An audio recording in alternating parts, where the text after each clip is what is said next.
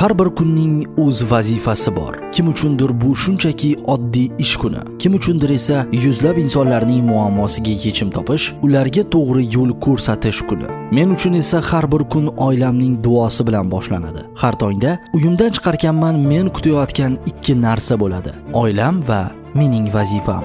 Ish kunim birinchi navbatda mas'uliyatdan boshlanadi.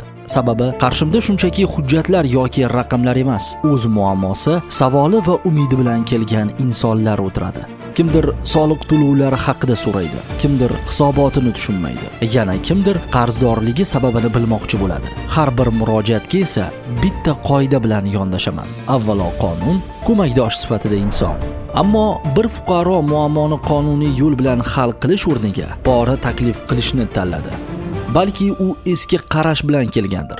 Go'yo har qanday muammoni pul bilan hal qilish mumkin deb o'ylagandir. U eski tizim bilan kelgan edi, ammo yangi tizimni ko'rdi. Bugun soliq xizmati tekshiruvdan servisga o'tmoqda. Raqamli texnologiyalar va sun'iy intellekt imkoniyatlari kengayib, inson omili kamayib bormoqda. Xizmatlar esa tobora shaffof, tezkor va qulay.